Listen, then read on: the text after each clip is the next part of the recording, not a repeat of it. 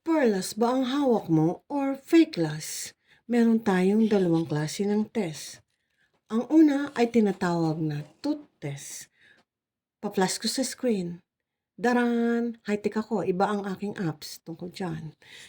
Pasok pa nga. Oops! Ang tooth test ay ginagawa sa pamagitan ng pagngata. Konting ngata lang, hindi mo gagawing karumal-dumal na ngata. O kaya ay huwag mong gawing parang butong pakwan. Basta ngata-ngata lang. Pagka nanindig na ang iyong balabibo sa iyong buong katawan, ibig sabihin, totoo yan. Ngayon, huwag kang titingala ng ganito. Pag ikaw'y nagtutut-test, pag nalulun mo ito, huwag mo kong sisihin, mag-aabang ka sa banyo ng di oras. Ngayon, kasi, ang peke, pag ginawan mo ng tooth-test, ito ang peke, pag ginawan mo ng tooth-test, madulas pa sa saluyot, dumudulas siya. Ngayon, ang tanong, ate, bakit ganun? Totoo naman yung aking Perlas, pero pag tooth-test ko, madulas. Madali lang ang problema mo, kapatid. Wala ka bang ibang gagawin? Kundi ilipat mo ng ngipin, pustiso ang natapatan mo.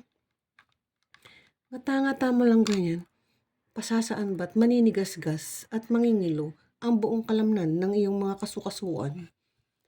Okay, ang susunod namang test, alis pa nga.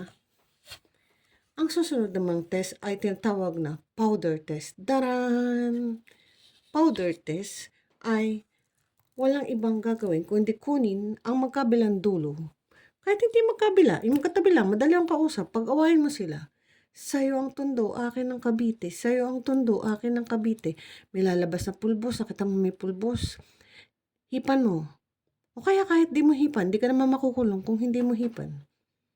Huwag ka mag-alala sa iyong perlas na magkaroon ng damage kasi parang aswang lang yan. Pagdating ng umaga, bumabalik sa dating anyo. Tignan mo. Makinis na naman siya. Hindi katulad ng peke. Pag ang peke, pinag-away mo, sa iyong tundo, akin ang Cavite. Madulas pa sa okra, nagiging friendship sila, hindi sila nag-aaway. Sana lahat ng tao matulad ng sa peking perlas, hindi nagkakaroon ng conflict.